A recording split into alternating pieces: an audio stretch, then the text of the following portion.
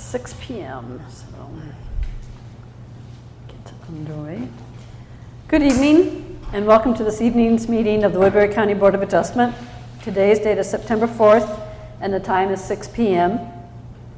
Tonight's meeting will be audio taped and minutes will be prepared. In respect to all parties, we ask those present to turn off their cell phones or set to vibrate. Those in attendance are asked to legibly complete the attendance sheet up on the front table. I would like to take a moment to review the procedures that the board will follow tonight. First, the board will handle the normal housekeeping agenda items. Then for each application on the agenda, I will open the public hearing on the item. The planning and zoning staff will then present the staff report, including the staff recommendation. Any letters or other communication received from the public prior to the hearing will be entered into the record. The applicant will then have the opportunity to present his or her case and respond to the staff report. Next, we will hear comments from the public. If you would like to speak, either in support of or against the application, you must come to the microphone. Please, first state your name and address for the record. All interested parties shall be heard, but repetitious comments should be avoided. I guess there's more to read this. Repetitious or irrelevant comments may be ruled out of order by the chair. I ask that you remain respectful and courteous with your comments at all times. After all public comments have been heard, the staff and applicant may make a closing statement. The hearing shall then be closed by motion and vote. Thereafter, no further comments from the staff, public, or applicant may be heard unless asked for by the board. The board shall then deliberate the case and may ask questions of the applicant, the staff, or any party offering testimony. However, such questions do not reopen the hearing for additional comments from the public unless so requested or approved by the board. The board will then formulate and vote on a motion. The motion will typically either grant or deny the requested application. Any board member who has an ex parte communication to place in the record of this meeting should do so prior to the beginning of deliberation of the respective agenda item. Any person desiring to appeal the board's decision to a court of record may do so within 30 days after the filing of this decision with the Planning and Zoning Office. All right, agenda for September 4th. Any citizen wishing to be heard regarding a non-agenda item? Doesn't appear that is. Has everyone had a chance to read the minutes from August 5th? And if so, do we have a motion to approve? Didn't see anything out of order, so I'll make a motion to approve the minutes of the last meeting. Do you have a second? Second. You have a second. All those in favor say aye. Aye. All those opposed, same signal. All right. Public hearing, variance request. Do we want to do the encrypted messages at the, like number 5? Okay, all right. Public hearing on the variance request. Okay, before we begin, I just want to highlight that we had sent a couple of emails out, and the first one Don had sent, and it was a Microsoft Word document. And I understand that many of you that received that had a message that said it was encrypted. And then I had sent one, and then we got the encrypted message. And so I asked the IT department, what is different? We sent it out similar to how we had in the past, and they mentioned that our internal software of Office 365 has some sort of filtering for what it interprets, some procedure interprets it that is confidential, and so it auto-encrypted, and so it kind of just left us a bit perplexed. And so they had said, see, I don't see what your view is, and so they had mentioned it would have asked you to create some account or some type of password to go in, and I can fully understand the confusion under that situation, but the whole goal of the IT department is to protect, of course, information coming into the computer system as well as going out. And so we apologize for the confusion there. And basically, there were just a couple things, housekeeping items we wanted to correct and mention. There was just, the packet should have said Wednesday there on the top sheet for you. And also under the criteria section, The applicant's answers are usually converted over to text format, and the applicant upgraded or updated the application, and so that content is within your criteria section, but we just want to make sure that you have the actual handwritten application that was up to date is what that email would have been about as well. And so the second item that I wanted to mention as well is if you went out to Beacon to look at the aerials a bit, we can't get to it by the address. And so what happened is when you do a search for Karen Yaniff, you can get right to the property parcel as needed, but when you're looking for the address, it doesn't pop up. And I asked emergency services if it's in the system, and it is in the system, and the address was registered years ago, but there's a bit of a disconnect within Beacon. And so I get used to using addresses to kind of go right into the property, usually addresses or parcel numbers. And so I got used to using the Hunt property, which is right next door. And what happened is you see a 2531 versus 2521. You'll see that in the packet it referenced 2531 when the applicant's address is 21. So I just want to make it clear that there was that error on that public hearing item as well. But the address is correct, of course, on the application side. Okay, well, basically for agenda item number 3, the property owner, Carrie Yaniff, his property is located correctly on 2521 County Road D25 in Hornick. This is on parcel number 86 at 4505-10014. This is in the northwest quarter of the northwest corner, section 5. This is in the Willow Township as well, not the Manor. And basically, Carrie's request is that the Board of Adjustment consider a proposal to reduce the rear yard setback from the required 50 feet by the zoning ordinance down to 20 feet for the purpose of building a single-family dwelling with an attached garage, as well as a detached garage as well, as listed on the site plan. She also requests for the board to consider her request to erect a detached garage in the front of the property. And you will see on the second page of the packet, we list the ordinance criteria of what is required by the ordinance in conjunction with the property owner's address. Page 3 of the packet gives you an elevation, a layout, an aerial that we have added to our GIS system that was referred to me by the DNR as well to give us those elevation levels there. And the applicant basically, in terms of, she initially approached our office to present a request for building permit and for the detached garage. And as things evolved, she was looking at the ideal places to locate these respective structures on the parcel. And she found that the elevation there has been quite a significant challenge when you lay out the parcel. And when we look very carefully, there's about 270 feet from the front property line up to the back. And so when you factor in 100 feet front yard setback, you factor in 50 feet rear yard setback, you start to get constrained based on the zones. And so the elevation became another constraint in terms of placement of that property. And so what we found based on being out at the site as well as using the GIS aerial, it states Yaniff's property includes significant elevation changes that range from about 1132 feet to 1120 feet within the allowed setback zone. Due to these changes in the elevation, of course, she is making this request to the board to move this to a location that is about 1136 to 1130. So kind of decreasing the intensity of that elevation zone is a big part of the request. And I was out at the site and measured with a tape on August 12th, and we provided a set of photographs to kind of at least show you the nature. The Photographs, I think it's kind of a challenge to kind of see the intensity of it by virtue of the photographs, but definitely walking up and down the site, you can definitely get a sense of the elevation shift there as well.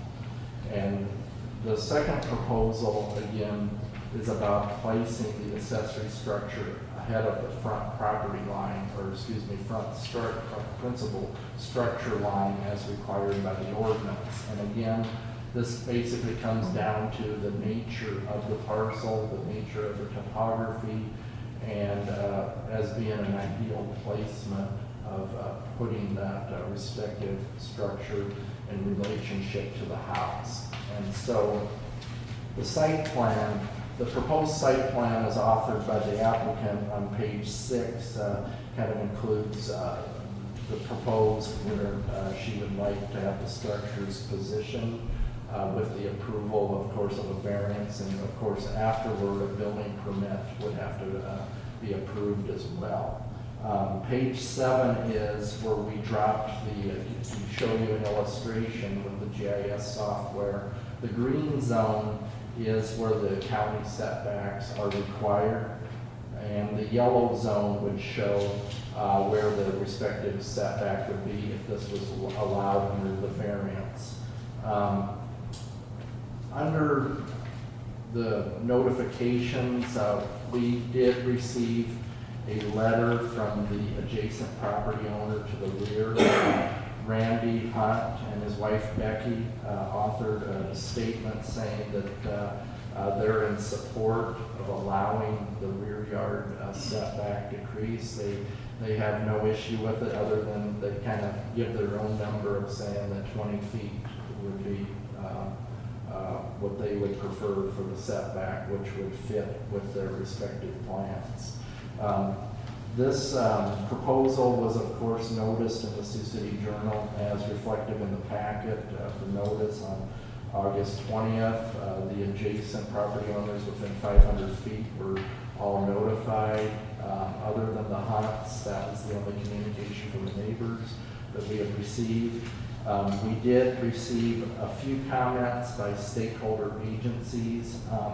One in particular that I think it's essential to highlight is the Woodbury County Soil and Water Conservation District that has, of course, an interest in the nature of the Los Hills. They provided a statement that basically said that they're opposed to a variance, kind of based on kind of a principle of, using them kind of in a repetitive fashion. However, when we looked at it a bit more in our staff recommendation as we pulled the information together, we kind of come to the conclusion that moving the structure would probably reduce the level of grading on that Los Hill due to the nature of the topography. And so we kind of were of the opinion that allowing a setback would, in a sense, have less of an impact on the footprint there on the Los Hills than would be if she was left within the respective setbacks. Is kind of where we're coming from that respective recommendation. Page 12, I didn't have any historical photographs in our system where we could show you what the property looked like previously, but you'll see on page 12 there's kind of a Google Earth image there that it kind of shows quite a bit of vegetation and the way the property looked, and the applicant has definitely spent quite a bit of time making changes to the landscape, et cetera, and invested in the property. And so we just point that out there in the staff analysis section that covers that criteria. But overall, the staff basically sees with the neighbor in agreement and the topography support the approval. Do we have a motion to open the public hearing? I'll make a motion to open the public hearing along with the statement that we had earlier. I had communications with Randy. Mr. Hunt, yes. Yeah, no, not Randy from UPS. Bushman. Yeah, a mutual friend of ours, and he asked me about some of the situations This is the route I've recommended for Karen. I agree with what you said, the basic path improvements on that, but my communication's basically been through Randy to relay to Karen to go through this process. I hadn't been to the site until after we received this packet, so I don't know if that has any bearing on anything. And as long as I've got the floor out, I can comment that Neil from the Soil Conservation is very much so a format comment that they've made on every variance that we've looked at in that area. So, but I appreciate their concerns, but I think they're valid, but I don't, like you said, I don't think they're going to run across any negative impact on that. So with that, that's my motion. Does anyone have questions of Ms. Yaniv? Come on, sure, of course. Thank you. State your name and address, please. Carrie Yaniv, 2521 Old Highway 145. Morning. Hi. Welcome. Thank you. I'm a little nervous, so if I talk fast, when I get nervous, I talk really, really fast. Yes. You've made some improvements on the land. Very much so. It's last 6.5 years, I think I've probably spent between $80,000 and $100,000 to get it to where it's at now. So it's, I would say it was probably, I took pictures when I first bought it and then just see the changes. And I would kind of consider it be a dump site, I think at the beginning. People just threw some trash and there's a house and some chicken coops and some older buildings that were there. So, and a lot of trees that were there. I tried to save as many as I could, but a lot of them are not good. So. The homes are only one that have property behind you that border your property. Yes. You might have put it here, but I didn't catch what your timeline was. Your timeline on. I know you said you had this for several years before what your permit in place or applying for it now.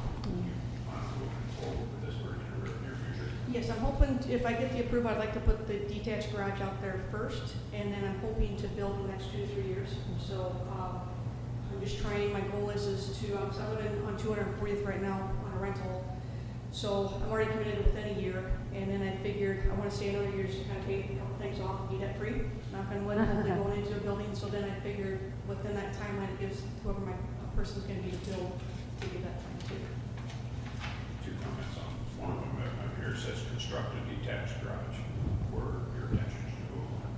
Yeah, correct. Yes, I'm hoping to move one. It just depends. I just got a quote for one over the week, and I shared with Mr. Priestley, and they're going to charge me an arm and a leg. So just to move it 10 miles. So I'm wondering, trying to figure that out, or possibly build one that's going to be Is the garage that's there, is that coming down, or? It will, yes. It's on its last leg. I think all the critters have made a home, and it's a palace inside there. So for them. So is there a terrace on this parcel? On the top half there is, yes.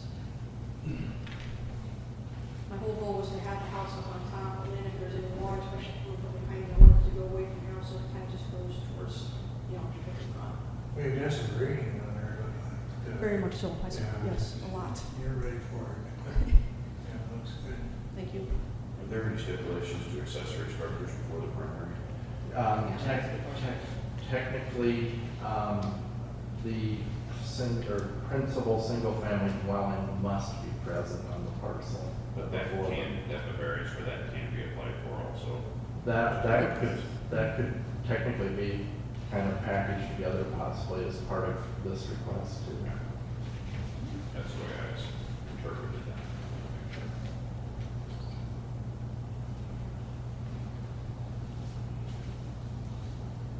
From what I've seen, everything you've gone through looks proper.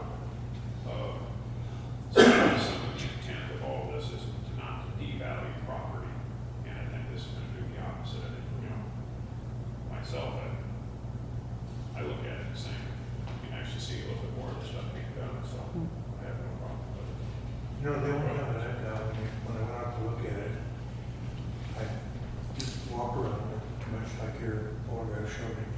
But I was looking for lot pins, and I pretty much, there's old fencing out there, and there's a mow line. Just trying to figure what the parcel was, where it started and where it wasn't, and I guess I'm used to seeing, you know, a lot of cornerstones, or their flag as a pin, you know, and I assume it's been surveyed, It has.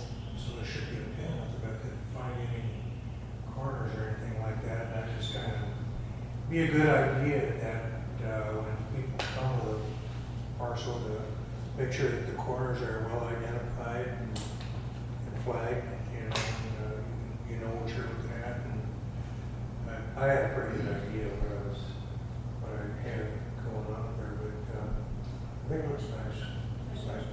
I wondered about the drainage behind there. Somebody moved some, must have dug some dirt out of the back to put it, to build a, For the platform part of it? Yeah. Yes, and then just kind of have a drain, so it's not coming into the basement, yeah. I wasn't sure how well it would drain, but you don't want water in your basement, I'm sure you take care of it. Yes.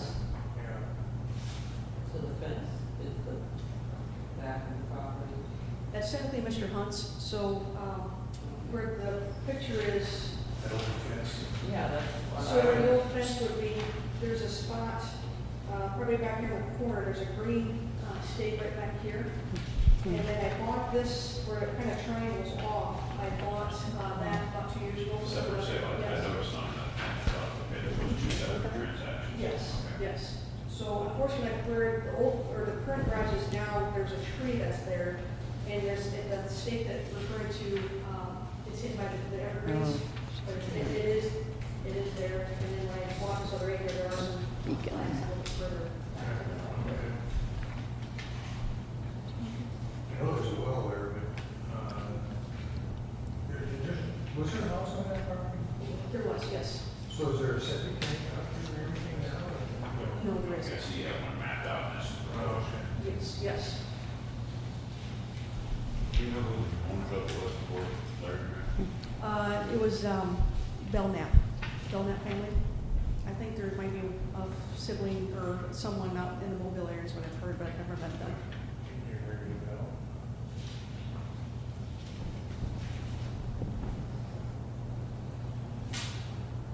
Any more questions?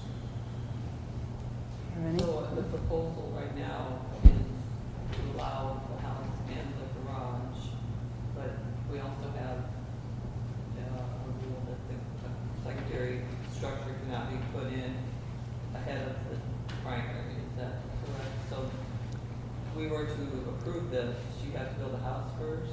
Well, possibly depending on how she would, either the board could likely, as part of a condition, can put it in there possibly to allow to Condition be, with the timeline. to be on a timeline with the building permit. She has basically kind of went down the road of filing a building permit that would have both structures kind of put together so they could kind of coincide. However, one language could probably be included in the variance, because of using the phrase of constructing the garage in that situation where we could consider having language in there to allow that Allow the unattached. with, Yeah. Yeah. When you get a building permit, you have so long to complete the project, don't you? yes, What is that? it's usually a 12-month period. And so, So does that fit into Yeah. your timetable? Are you working on the building permit? Then- I filled out the building permit with Mr. Priestley, and then I'm asking if I can get approval for the detached garage I'm doing now, and then hoping to build in the next couple of years to do that. So I would have to reapply just because of, I'm already tied into a rental, and then I just wait for the time for, to, the contractors to come out. So where are we? So is there a reason why you want the detached garage in there before you build the house? Honestly, it's to put all my equipment and everything that's in there. I had come across a detached garage when I came back from working RagRide, and I saw an opportunity, so it's to put, I'm not gonna lie to you, it's all my toys, pretty much my tractor, all my stuff that I've had filtered out to put there, so I can actually maintain this to keep things going, so it's easier to have everything on site there. So the building permit would allow her to build that house 2 years from now or 3 years from now, is that the deal? That's what she's wanting. technically, it comes down to really quite a bit in terms of interpretation, filing a building permit with a complete plan to erect. Ideally, it would be, there's a single-family dwelling first. If she was to apply for the building permit, there's no But enforcement that she basically, built. she'd have to have 2 building permits if they're gonna be 2 or 3 years apart. Technically, we've seen them in the past, where you file the complete plan and you pay the charges for the permits, but it's a unified permit. And I've been going through, historical analysis of permits for the whole county the past few weeks. We're actually scanning everything, and I'm seeing a history of them, putting like a shed and all that together. Finding one On permit. one permit. You're It's paying- still completed in a year though. don't they? You're paying full Yeah, charge. Right, that's the, That's yeah. the problem. And the key is the renewal, yeah. So the obstacle that I'm seeing that the board would have is that not necessarily letting you build the accessory structure prior to the house, but letting you put the accessory structure so far in advance of building the house. Is that the concern? Yeah, I think those are kind of the two issues that are coming about here, is being in front and building first. Yeah, there's two variances. So is it the zoning and planning zoning that issues the building permits, or is that a separate? This didn't, The this- building permits are basically Yeah. within the criteria of erecting a structure, and so there is the method of what does go first. They're So issued that- by zoning But and planning, or are they this, issued by? yeah, this didn't go before planning and No, zoning. This all, No, this this- all yeah. is issued This is building specific permit for based on variance, but- planning Okay. Yeah. criteria. And this particular permit doesn't fit the cookie cutter planning and zoning criteria. Yeah, and that's what complicates it quite a bit. And so, and again, we've seen them historically submitted together, and we follow up within a year with the applicants. In fact, I go out to the site and measure setbacks in a year period with the permission of the property owner. And so we do check on that. You'd have to go into historical records, just your experience would tell you what percentage or how many cases do this building permit get issued, and the building is not done within that year, very much. Kind of- You get an extension, right? Yes. You have to get an extension. And that's what happens is exactly I've seen kind of going through, permits from the 80s, permits from the 90s, and there's been significant renewals in there. And some of the old records that are all kind of stapled together, we've been kind of splitting those apart, rescanning them, and the people bring the site plans forward, usually. They bring them forward based on not so much modifying them, but renewing them based on the original decision-making that was taken into So that account. there's past history of building permits being issued and construction not even started then. Oh, certain. Yeah, in fact, we get several a year where they come right back and they haven't commenced on the project. And So that's almost a precedent then that's been set that that's allowed. there is a precedent there where projects are not completed. And there is another precedent where they'll permit a shed First. and a house on the same permit, but they're paying the fee schedule for both projects. You're $50 for an accessory structure, and then the $250 Okay. or $500 depending on the single-family dwelling. And So that in this case here, then, if the permit was applied for and granted, and the shed was moved in prior to, if it was allowed, then she had to continue every year to renew that permit until the place was completed, or 12 months prior to its completion. that would be the requirement of the ordinance that What's your thought on the that? renewal has to. What's the estimated value of the home that you're planning on constructing? Well, I want to do like a Morton building home and have it look like a barn, so kind of one of those type things. So, Square footage, approximately about 1,500.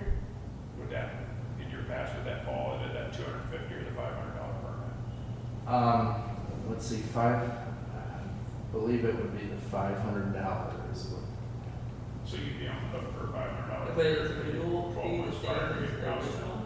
The renewal fee is the same. Oh, And I'm okay with it. And I know you guys don't know me, my word is solid, so I pretty much just, I'm asking for 2 to 3 years because once I build, I'm gonna pretty much die there, they're gonna put me in a nursing home. So I'm pretty much gonna be set being out there, so. Well, you've already financially committed to Yeah. the property. Oh, yeah. Oh, very much so, Huge. very much so. You know, myself, I hate to see you have to spend more money, but it's probably cheaper than the interest of borrowing the money you start on Right, and dragging it on too. right. So if she would, like we had last month, if eventually want to put a deck on the back or something, she'd have to come back for a variance, or since it's up within the. Well, technically, because of the unique situation of a variance being approved, any type of change or adjustment that the Board of Adjustment adjusted would have to come back for board approval, anything that's outside of the footprint that this board decides. I'm willing to do whatever it takes, so.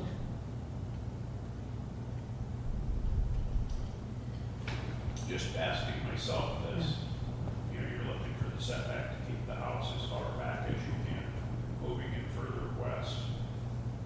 Where was the grade issue at there? I mean, would you be better off maybe giving variance to the west where you want to be that far back? You need to be because of the grade. Of the grade, yes, Grade yes. is a concern. The greatest concern is just because I want the water not to be set in my basement and just have everything flow. And that's why I kind of built that way, so that I can obviously do the view, but then have everything go around. So up on where the grade's at is the most important thing. If she moved it further west, she's gonna have to do more grading. Which- Everything's there now to. Yeah, which I understand that, but I guess where I'm coming in a roundabout way is somewhere to, like, Tom had brought up, somewhere down the line, if you wanted to put a deck or a slab, probably doesn't qualify for a building permit, does it? No, concrete is not. So if you were to put any type of a deck, you're gonna be on grade, more than likely your backyard. I'm sorry. Your backyard will probably be at grade, correct? Correct. So we probably wouldn't put a deck there, but if you probably wouldn't be able to put a deck there. Okay. And just to note, if this is approved at 20 feet, accessory structures still may be up to 10 feet on the rear as well. I don't know Oh, if that okay. would help very much. So that The would be accessories are considered different. But my vision, what you want to build is your backyard will be on It's grade. not, A deck is not accessory. not if it's attached to House. the, not if it's attached to the single family dwelling, but if she wanted maybe something People over there, just to you back know, up the stuff side. like that, look at you, Consider nothing will this. be on the back, will be actually just off to the side. Your main floor will be basically at grade. Yes. There would be any Which look makes at sense. that there. No. Because of that. Yes. It's not such a bad view. Yeah. Well, yeah. Look at the. But I like east, the beautiful too. west. I'm sure you'll have some deer, quite a few deer going through. That's gonna be, Yeah. how are you gonna write this? That you're That two was gonna- variances. That's what I was gonna ask. gonna. Yeah. There's two variances in the backyard, and that, On the top. for that garage, that she wants to put in a separate garage. So there's two variances there, and then, there's gonna be stage A and stage B, or stage one, stage two, for the construction, or. It could Try be, to- Do we need any more input? I'll make a motion to close the hearing. I believe so, yep. Okay, I'll make a motion to close the hearing. That way we can, do you have any more, Debbie? We can still I think have- Tom seconded it. Do you have any more? We're just trying to get it written right, so that they can live with Time to debate. it. And you I- understand it. Thank you. Thank you, Karen. I Thank you. think we have a motion on the floor. All those in favor of closing the hearing? Yeah. Okay. All those opposed, same signal. Okay. All right. Discussion. Do we have a thought about, is it two separate motions, or one motion for two variances? well, it could be, I see the point on the multi-variance, and really it'd probably be on how the resolution, as all issues are phrased, and how you want to address that within the restricted resolution. One application for a But variance. if she's so there's going- no Oh. variances. Is She's that- gonna Yeah. get the building permit, all accessory structure and the house, then is there really anything for us to approve as far as allowing the accessory structure to be in? Because she's applying for it all together.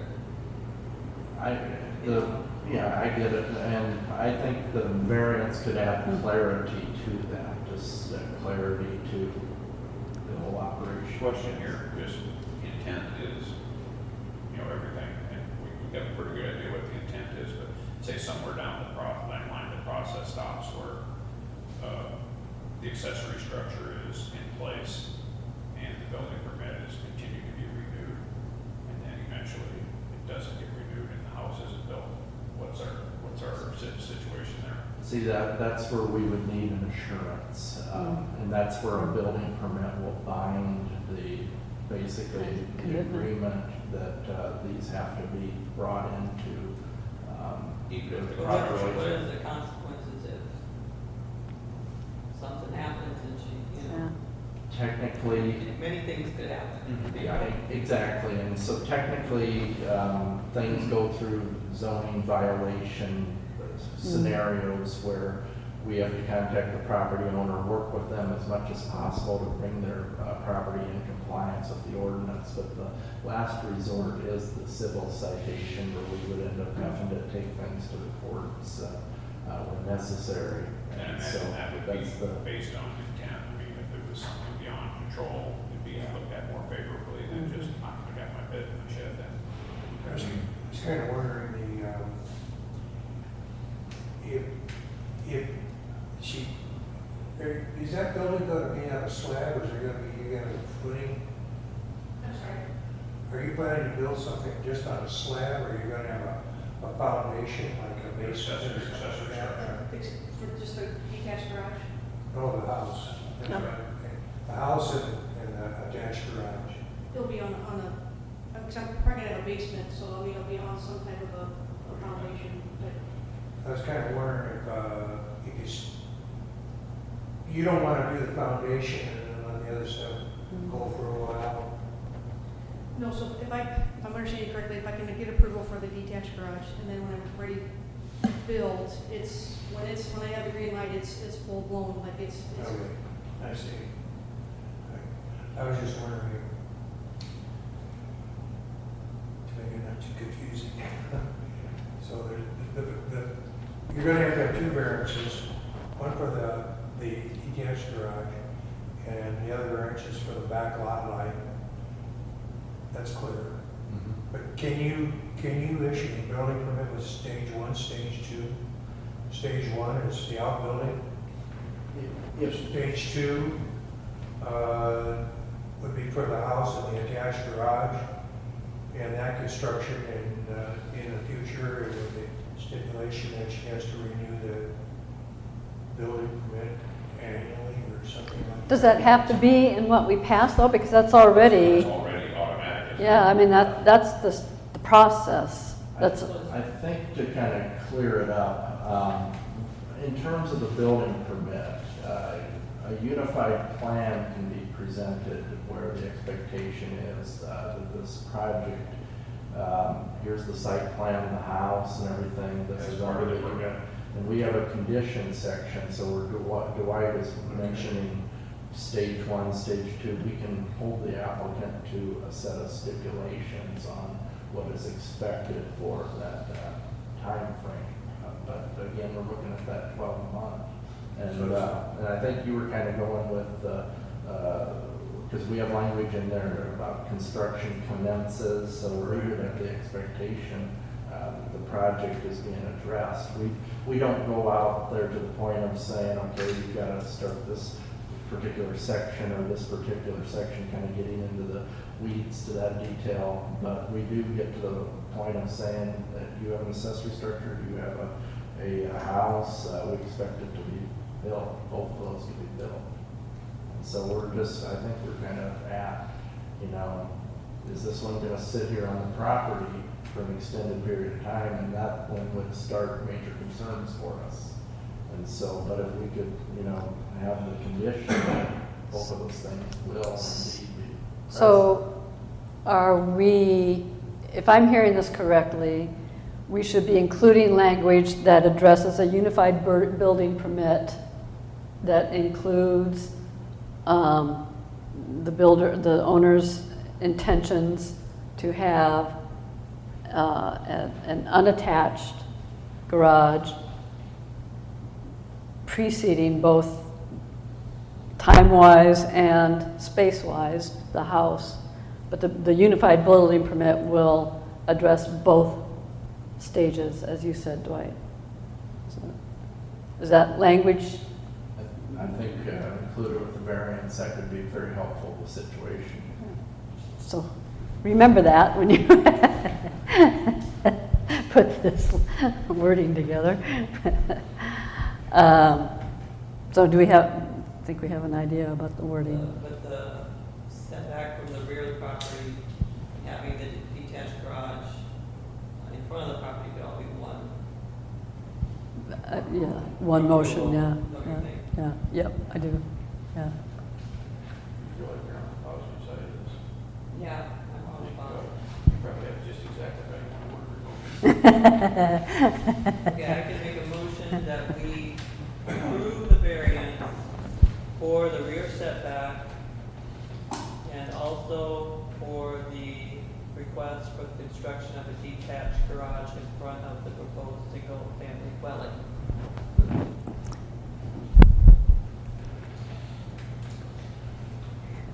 And then maybe, yeah, and we expect the permit holder to apply for a unified building permit. Blah, blah, blah, And blah, the blah. building permit process is already has a lot of these details. Right, into it, correct? right. Built into it. Based on the condition situation, but in terms of making it binding, I think acknowledging that in the variance that it being built first, the single-family dwelling must commence. It must be built. Is that covered, or are we doing it separate?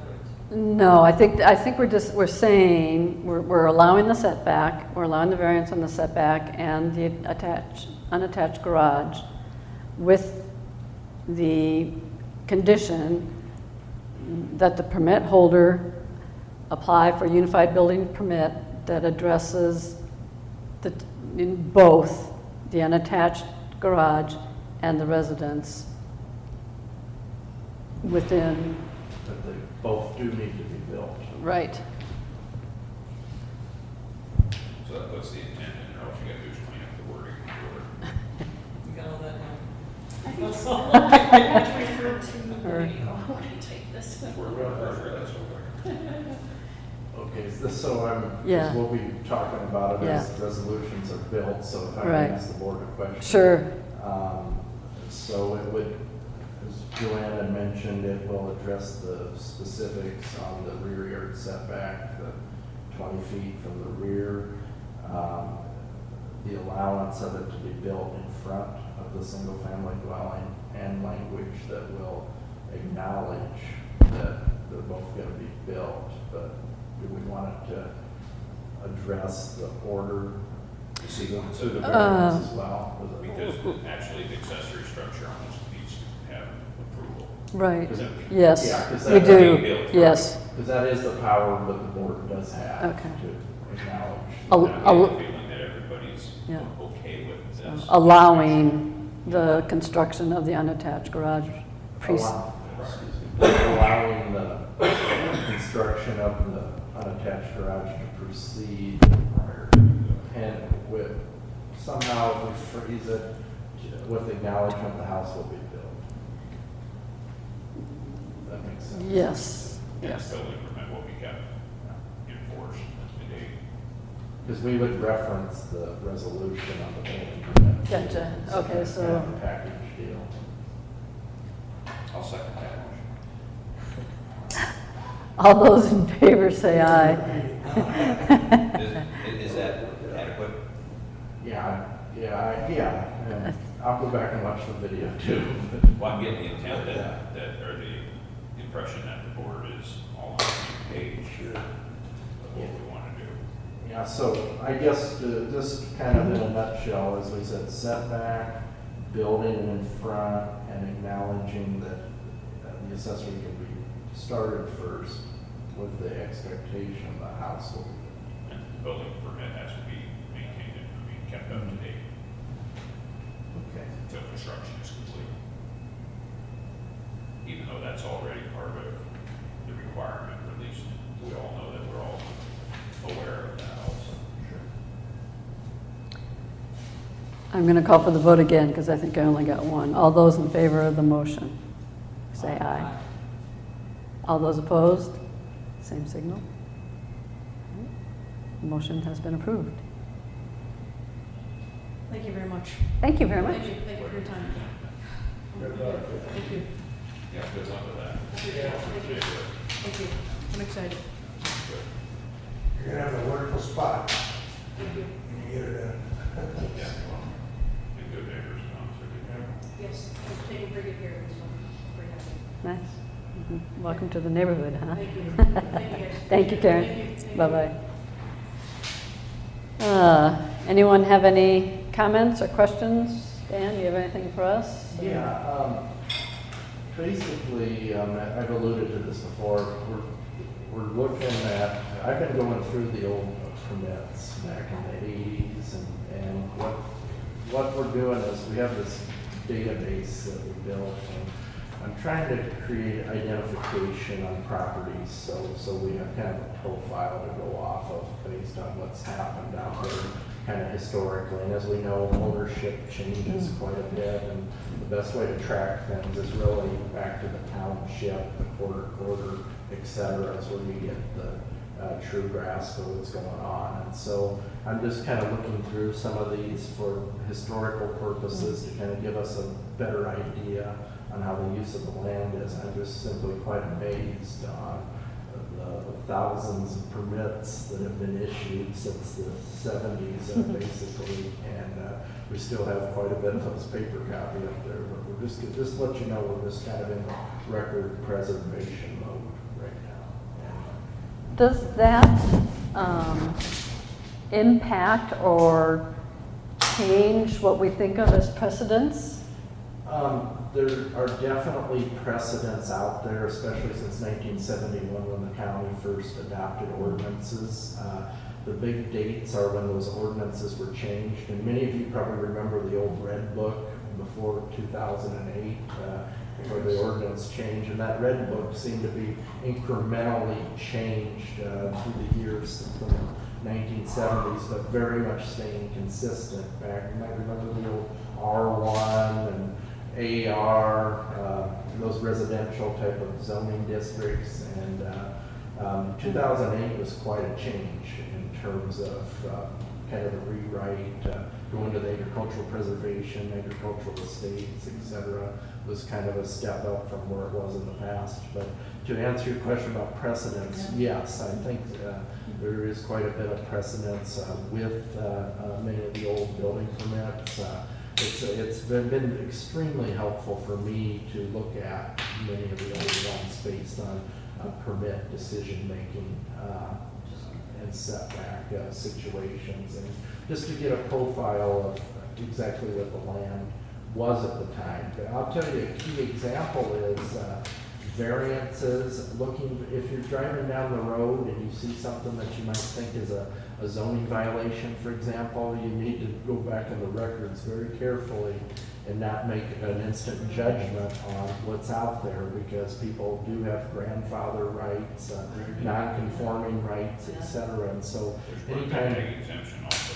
yes, the exemption is very key as well. So folks have in the past called the office and maybe complained about something, and it could either fall under an ag exemption or a farmer has a right based on Iowa code and the ordinance to build closer to a setback, or that somebody has had a particular house or a property or a mobile home or something of that nature that has had either variance rights or grandfather rights. Well, visiting with you in the past, you have a keen eye for detail, and reviewing any of these, have you noticed where something similar to this was rejected? I have seen kind of historically, anecdotally, in terms of the variances, they tend to be approved more often than not. So you had that pretty solid standing just to disallow something. Again, I think each situation, I know we mentioned this in the last meeting about case by In case. my time. It is a scandal. Yeah, there's various, and like just, what the highway, the road, People have their. yeah, what they're, you know, there's so many different variables Yeah, that exactly. are with each case, so it's